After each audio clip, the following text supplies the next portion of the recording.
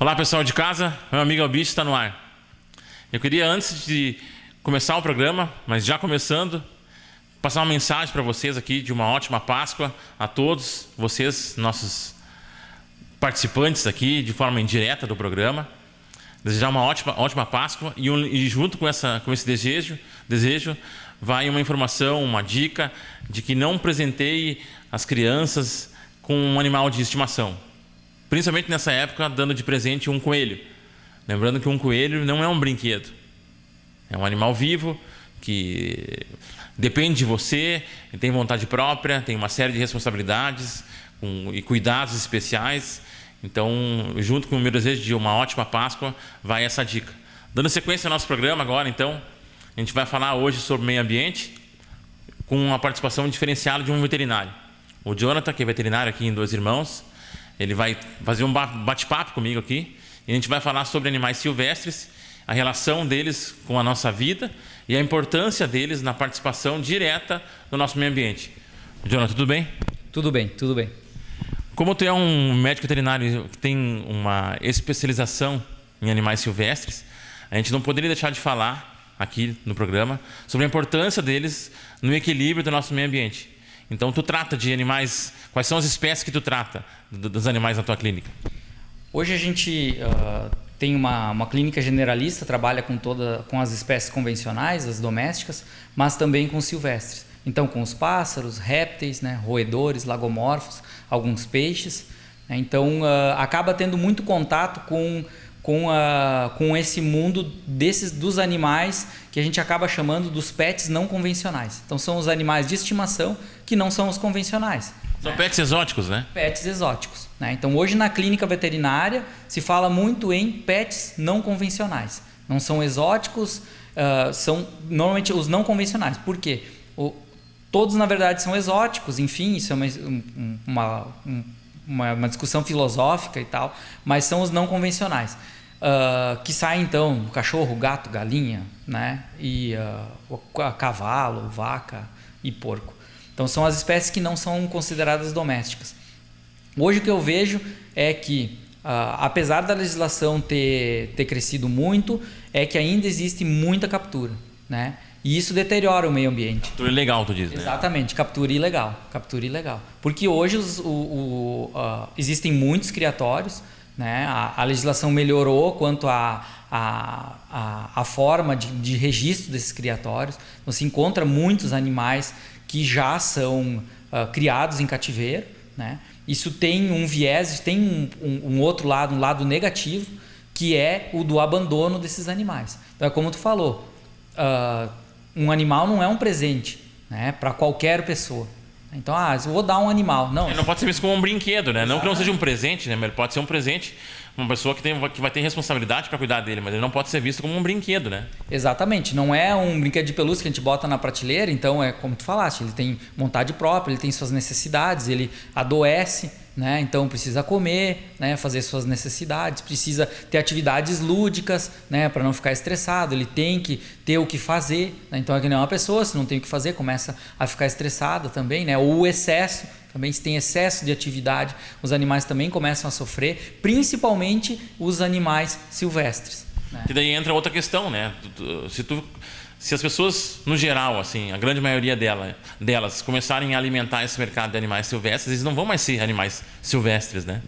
Exatamente, não vão ser mais animais silvestres. E a gente sabe hoje que para que um animal do tráfico chegue à casa de uma pessoa, muitos outros, né, são sacrificados. Então, o impacto ambiental que tem e às vezes até o desaparecimento de espécies é muito grande, né?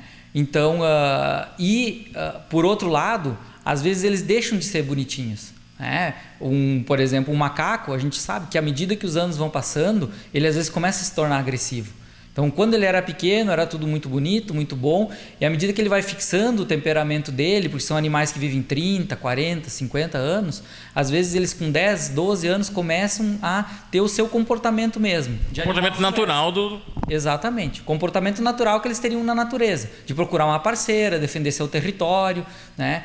E isso, esses animais estando intradomiciliados, estando dentro da nossa casa, eles começam a ter esse comportamento de qualquer forma. E aí vem o outro lado, tanto da criação comercial como do tráfico, que é o abandono desses animais silvestres, né? Então muitas pessoas pensam, não, como ele é da natureza, eu simplesmente vou soltar. Eles não sabem o impacto negativo que isso pode causar na fauna local. E se ele nasceu em cativeiro, de repente ele não vai nem sobreviver, né? Tem esses dois, tem esse problema de não conseguir sobreviver ou se tornar uma praga, né? Então a gente tem hoje exemplos aqui no Rio Grande do Sul, principalmente, de animais silvestres brasileiros que acabaram se tornando pragas e ocupando o lugar de outros animais dentro da fauna silvestre do Rio Grande do Sul. Virando até uma ameaça, de repente uma cobra, né? As serpentes, então, principalmente as exóticas que vêm do tráfico internacional, como as pitons, elas geram um grande impacto, são serpentes de grande porte que no Rio Grande do Sul nem existem, né? É um problema. Os papagaios também é um problema. Eles acabam, o papagaio verdadeiro, que não é nativo do Rio Grande do Sul, ele é nativo do Brasil, então ele é protegido em todo o território nacional como uma ave silvestre, mas ele não é nativo do Rio Grande do Sul.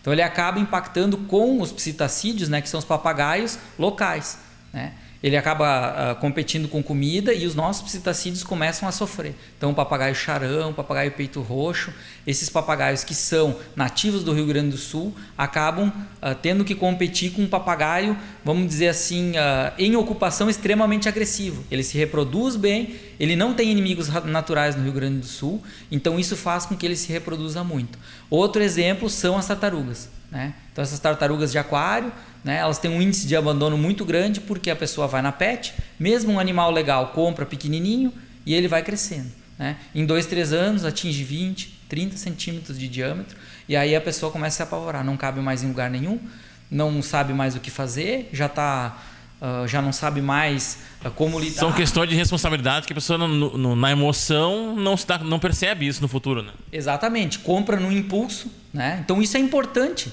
né? Eu acredito que ninguém vai se negar de dar uma informação de como esse animal vai ficar no futuro, principalmente um médico veterinário vai orientar. Se você conhece algum, liga para ele, diz, olha, eu estou pensando em comprar uma tartaruga, o que eu devo observar, né?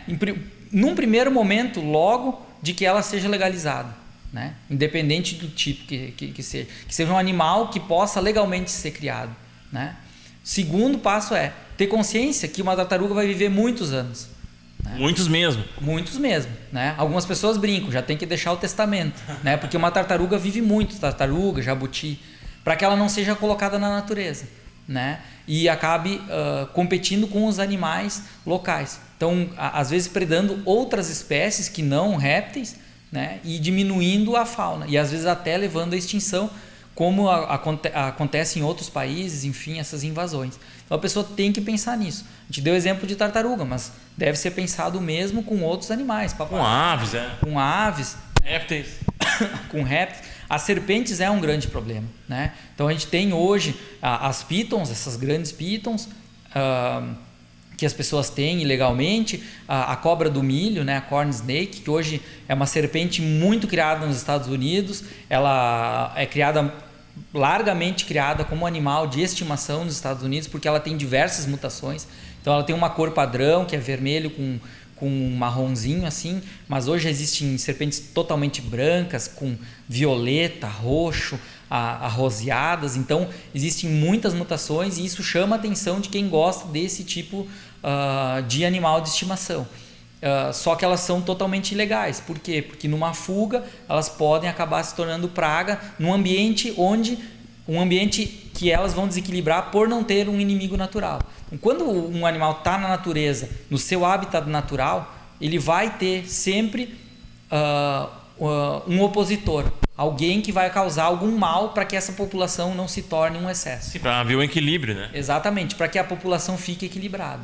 Então isso, com a soltura dos animais, acaba acontecendo. Então, quando a pessoa chega muitas vezes no consultório e não sabe mais o que fazer, a gente encaminha ela para os órgãos responsáveis. Então vai lá, doa o teu animal, não solta, então doa, né? Dificilmente que os órgãos são avessos a esse tipo de coisa, eles recebem, né?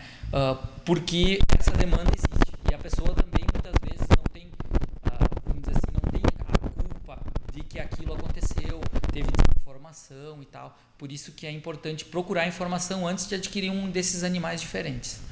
Certa vez aqui nós fizemos, Jonathan, um programa sobre o zoológico, onde eu fui lá, filmar lá no zoológico, conversar com o pessoal, no momento onde estava vendo na internet, redes sociais, campanhas para fechar o zoológico. Né? E a ideia o objetivo da entrevista que eu fiz com o pessoal lá do zoológico era justamente tocar nesse ponto.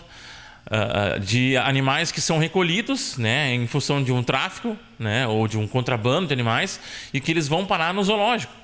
Não foi que o zoológico comprou aquela espécie, né, mas para onde esse animal iria, aonde ele poderia ter uma convivência agradável, se não num zoológico, né? Eu não teria mais como devolver ele para o meio ambiente.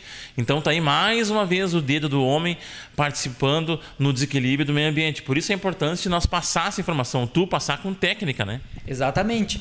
E quando a gente vê os centros de triagem, né, que são normalmente para onde os animais apreendidos vão, no momento que a gente começa a acompanhar esses centros de triagem, a gente vê que além dos animais muitas vezes chegarem maltratados, muitos morrem, né, alguns nunca vão poder ser reintroduzidos, porque eles muitas vezes têm uma deficiência. Falta um pé, não consegue mais voar, quebrou o bico. Então, para onde esses animais vão? Eles acabam indo para um zoológico. Muitas vezes não para um zoológico de exposição, né? Como a gente conhece, os zoológicos de Sapucaia, de Gramado. Não um zoológico para... Mas também esses animais, é caro manter eles, né? Exatamente. Vão para um zoológico particular. Então, existem muitos locais que são um fiel depositário, né, que acaba mantendo esse animal às suas custas, não recebe nada do governo, para que esse animal tenha uma vida digna, pelo menos até findar o tempo dele, né? Então até que ele acabe morrendo, fica lá, tem uma vida boa, né? Mas não pode ser reintroduzido porque tem alguma deficiência que vai acabar fazendo com que ele morra praticamente imediatamente quando solto na natureza. Então que fique bem claro, a gente não está aqui defendendo a ideia do zoológico ou desse pessoal que cuida desses animais. Pelo contrário, a gente defende aqui a ideia de que tu tem que ter responsabilidade antes de adquirir o animal, pensar bem, né? Que nem tu disse, uma tartaruga, né, que vive muito, tu tem que pensar isso no geral, não só na tartaruga, né? Ter responsabilidade antes de adquirir o animal, para esse animal não causar um problema para o meio ambiente, né? Ou até um problema social, né? Exatamente. Então, quando for comprar, tem que ter muita consciência, né? Saber quanto tempo vai viver para que a gente não, vamos dizer assim, não necessite mais ter esses locais para que esses animais continuem a vida deles e para que eles fiquem na natureza, né? Então, para que o animal não esteja na nossa casa e fique na natureza. Então, são animais bem complexos, tá? Os animais silvestres, esses pets não convencionais, eles são animais bem complexos e de difícil tratamento. Então, quem vai adquirir um animal desse, se informe muito antes, porque não é um cachorro e não é um gato. Eles são extremamente delicados, eles precisam um ambiente adequado. Então, eu não aconselho que as pessoas tenham esse tipo de animal como animal de estimação. Jonathan, mais uma vez obrigado pela tua participação, passando informações importantes hoje no nosso quadro de meio ambiente e futuramente, no futuro bem breve, vamos falar sobre outras espécies, essas espécies que nós comentamos hoje, e com mais propriedade, mas de repente falar individualmente sobre essas espécies de uma forma um pouco mais técnica, que só tu tem esse conhecimento. Pessoal, a gente vai para um rápido intervalo e já voltamos.